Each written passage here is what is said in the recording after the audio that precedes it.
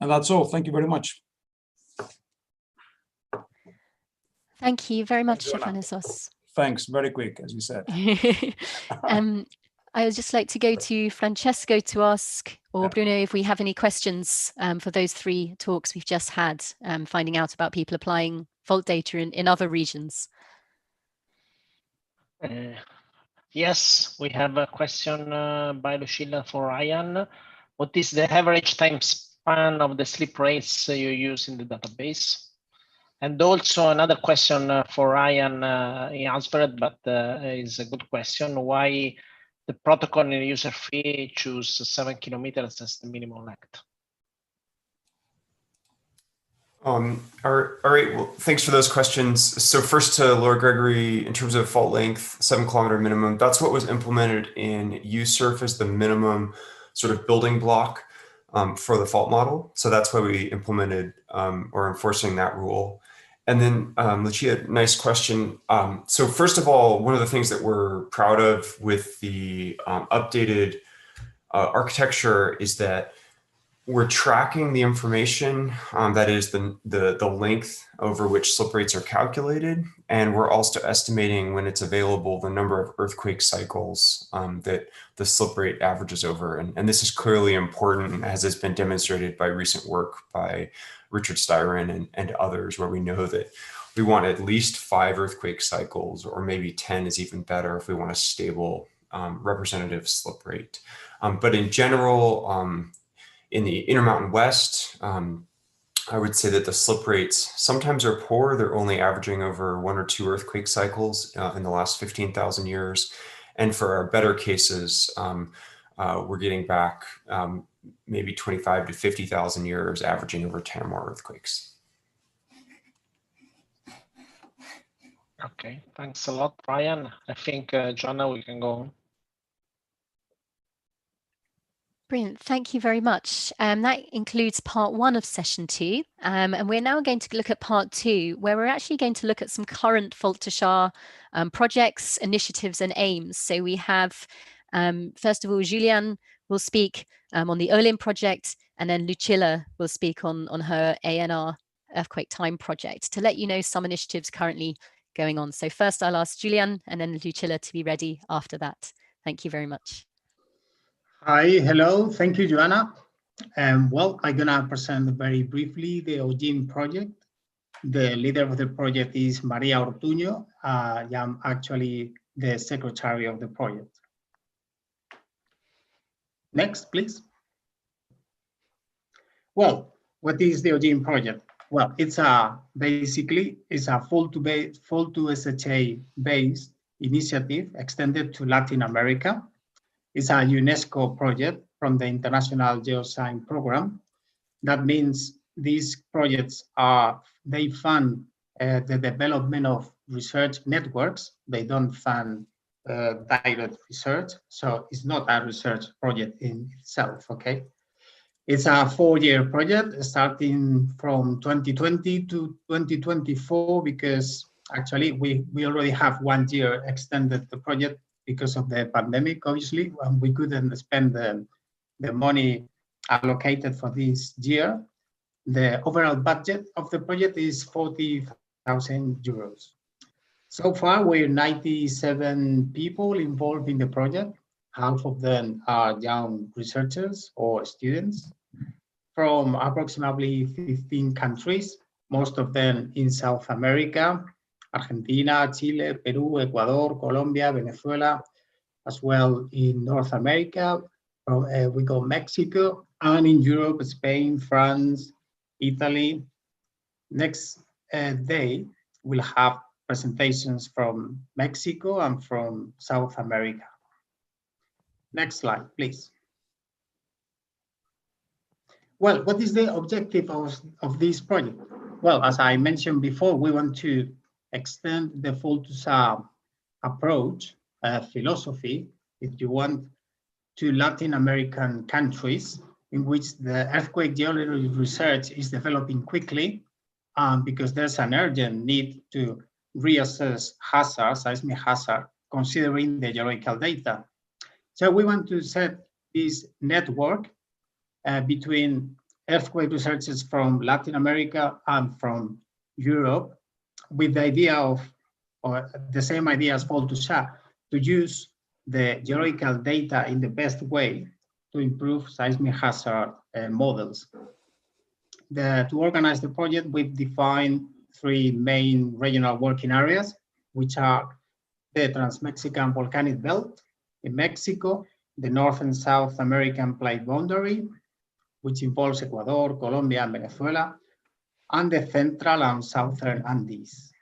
For each one of these regions, we have nominated coordinators, a team of people that are in charge of organizing internal meetings with the idea of reviewing the geological data which is available and test fault hazard models.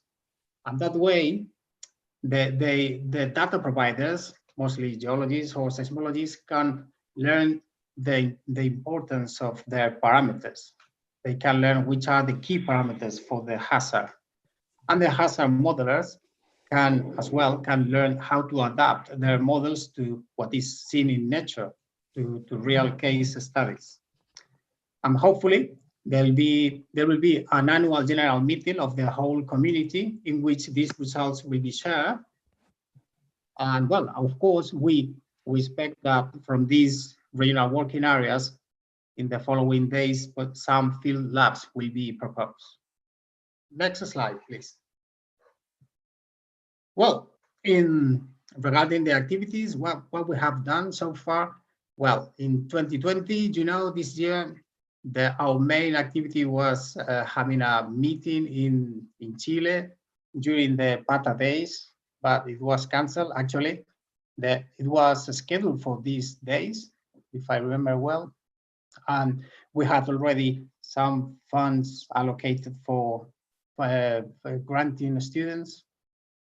So I guess our main activity this year is participating here in this workshop, but of course we've done meetings online.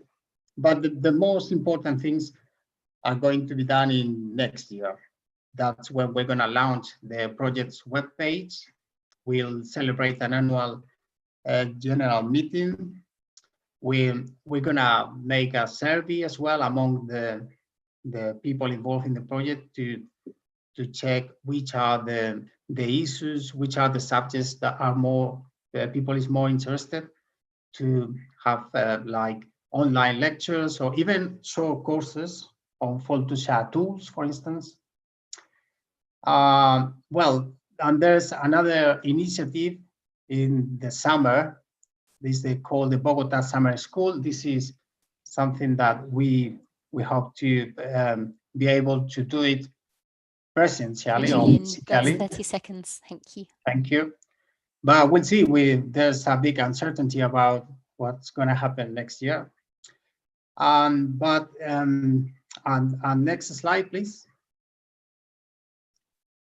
And well, and this is very briefly, even faster than than the time I have for the GEM project. So if there are any questions, I'll be happy to answer them at the right moment later. Thank you very much. Thank you very much, Julien. And now we have Lucilla Benedetti, who will speak about her project. Thank you, Lucilla. Thank you. Thank you, everybody, for attending, and thank you very much. So I am the last talk of this nice afternoon. Thank you, Joanna and Francesco, and the colleagues of Joanna for organizing this. I'm happy to be able to share with you this project that just got funded in June. So there is no result yet, but I just wanted to share with you the philosophy of this project. So this project is funded for 4 years and involves the different partner that you see at the bottom of the slide. Next slide, please. So the main objective of the project can be summarized on the sketch that you see here, which represents the slips that a fault accumulates over time. And what I want to show you here is that we usually have a very partial vision of this slip, with researcher working on the very short term portion of this slip, which is on the left side of the sketch, working on the seismic portion of this slip with INSAR or geodesy, or on the opposite side, on the right side, the geologists working on the long-term slip rate, and in the middle side, with lots of range of methods working on the co-seismic and the shorter-term seismic cycle.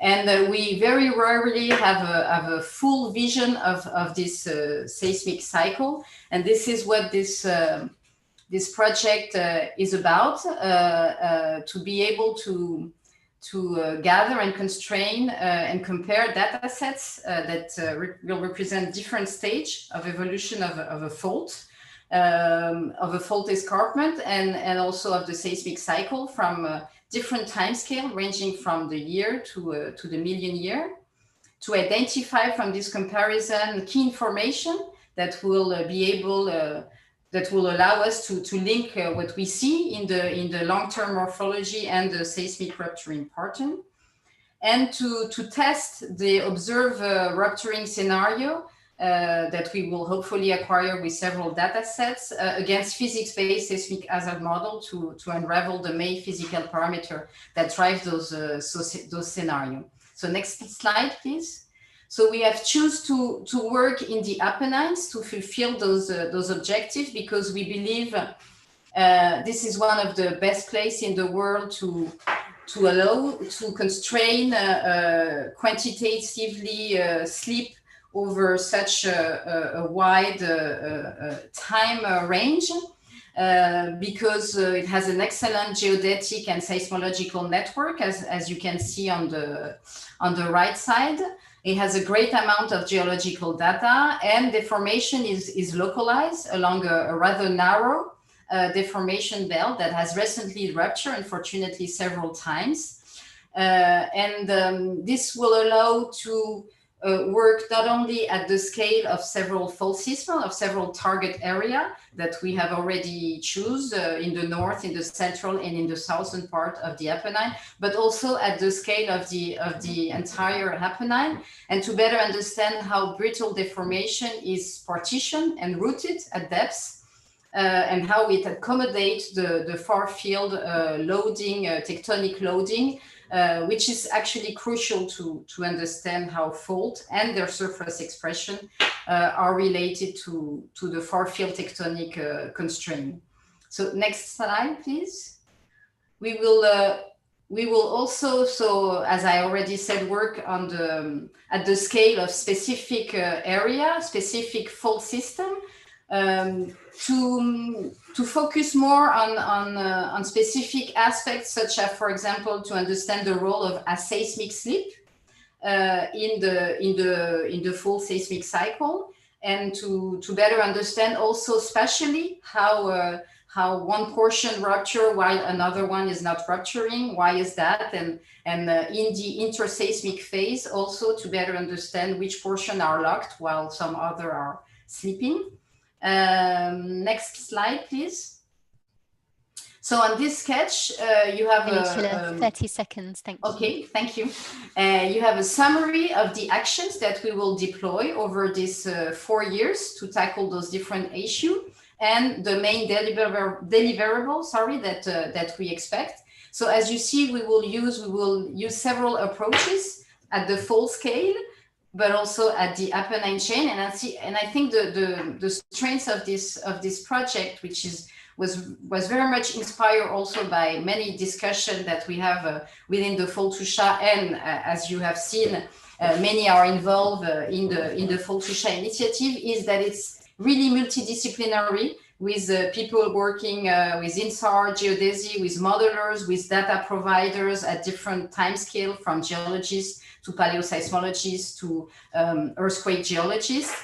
And we will collectively, hopefully, acquire a data set that we will put in an open source database that we will share with the community. Thank you. So just the last slide. So in this slide, you see all these participants, all the participants in the project, and soon you will be able to follow the progress of this project on a website that we will advertise on the Fault2SHA website. Thank you.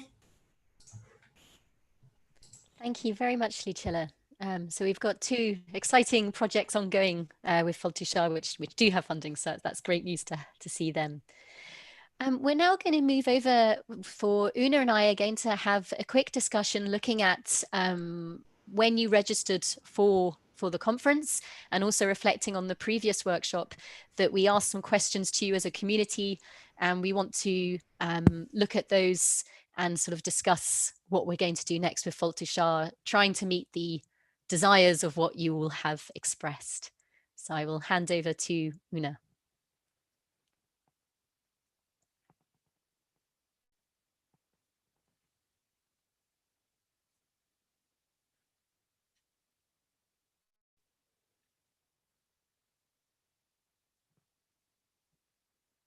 Okay, yeah, I forgot to undo the my micro. Yes, let's spend the last 10 minutes of the day analyzing the messages. I guess I'm not. Yeah.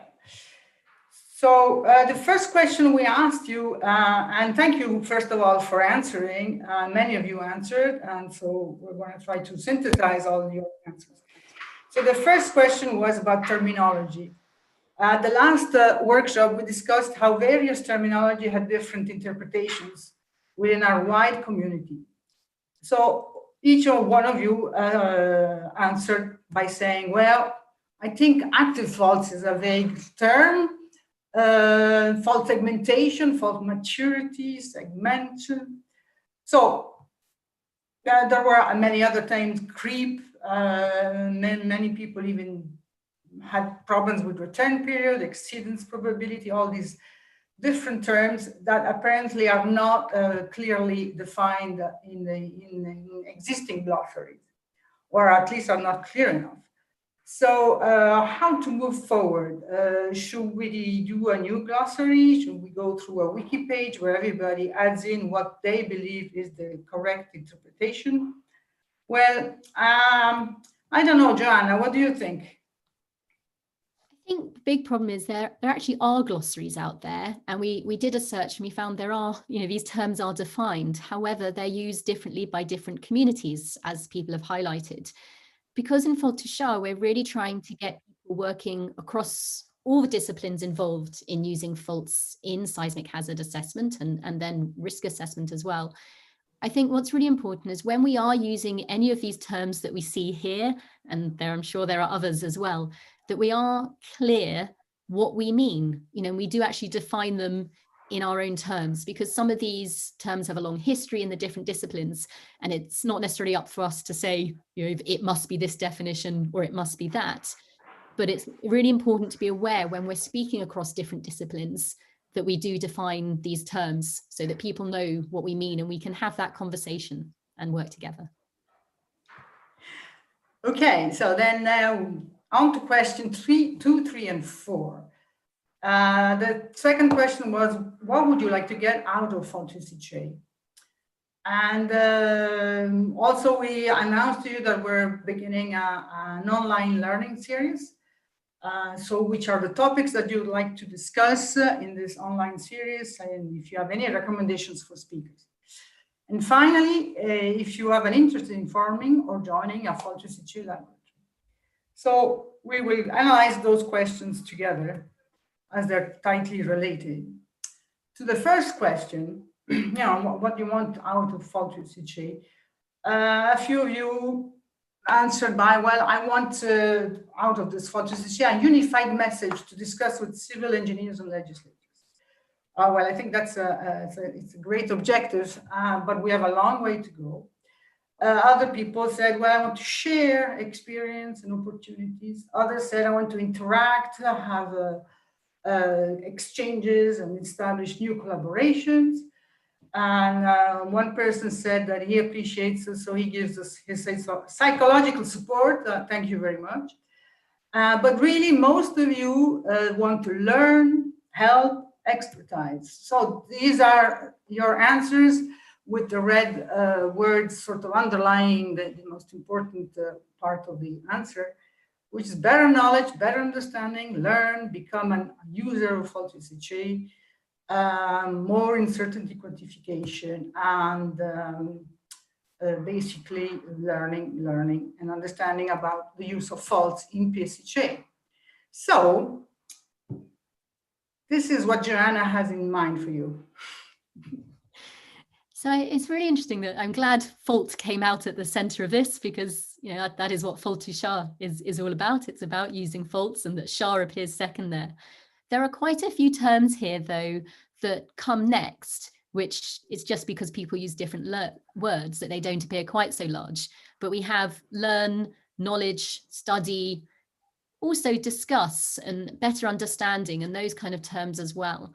So we will carry on with these workshops. You know, we hope to see everyone in person if we can next time, but we will also want to make use of the online community as well, and realizing how much wider reach we can get, you know, across the globe. So we will continue our workshops, and we will also go forward with our learning series, because a lot of what people have mentioned here, as well as sharing and collaborating, is also about learning.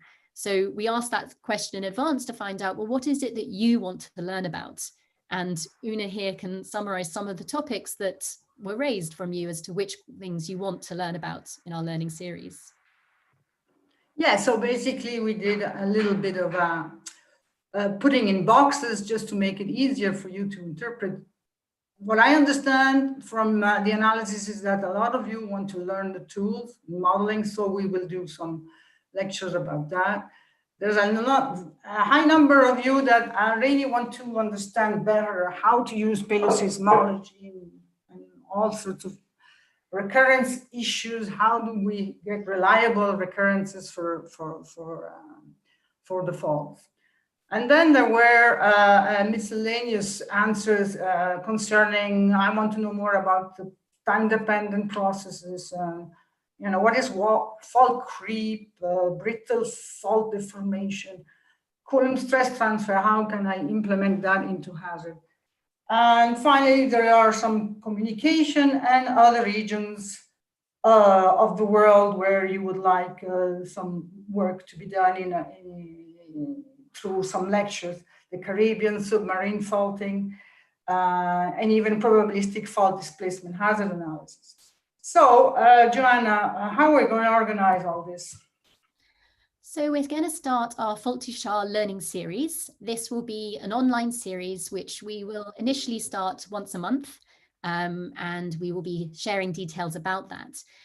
What we really want to encourage, and this has come out from what we've seen in the past and also from the responses from the registrations for this workshop, was to encourage that collaboration, particularly in adjacent disciplines, as I mentioned, where it's difficult to approach someone in a topic that you don't have a fundamental understanding of to collaborate. You just have to sort of go in at quite a high level, and most conferences are based there.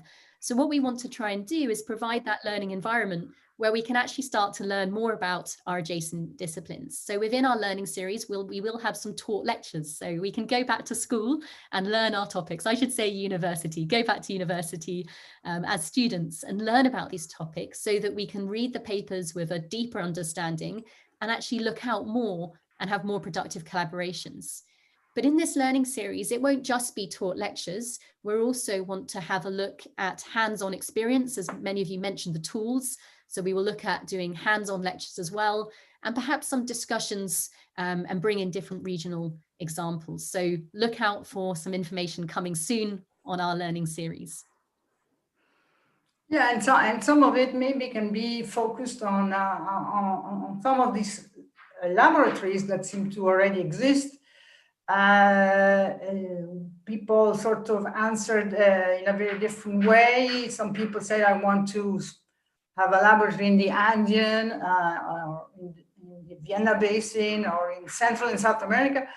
And then I discovered that in central Mexico, I think there is already some Fault2SHA type initiative, and that we can already maybe learn from. We could add that to the lecture to see what is already being done in these laboratories. In the current rift, we saw that their database is getting richer every day. So maybe a project just started there. We could imagine to have a dedicated session also for these new laboratories that are coming up. So, exactly. So, what can we do for you? On day 3 of this workshop, we've got another day tomorrow where we're going to hear about lots of different examples of activities related to Fault2SHA. And in the afternoon, we're also, I should say later in the afternoon for most of you, we will be hearing specifically from a lot of examples from South America. So what we want to do on day 3 is to have an open discussion and really look at how we can bring people together all the way from the primary data through to the hazard modelers to do some Fault2SHA in different laboratories. So on day 3, we really want to try and bring people together and see if we can get a couple of new laboratories going. You've had a chance today to reflect on some of the work that's being done in our laboratories, current projects, and then we hope tomorrow we'll be able to see some future work to be done. So thank you very much, Una, and thank you everyone who has presented today and asked questions. We're really enjoying hearing from all of you, and we will be back again tomorrow where we will hear our next sessions for fault data, processes and hazard modeling examples from around the world, and then later specifically examples from South America. So thank you again, everyone. I also want to say a particular thank you to my organization, the Institute for Risk and Disaster Reduction at UCL, because they have provided some financial support for this workshop. So thank you, everyone, and see you tomorrow. Thank you. Thank you. Bye-bye. So we... Ciao, ciao. Wave, say bye. Thank you very much. Adios. Bye-bye.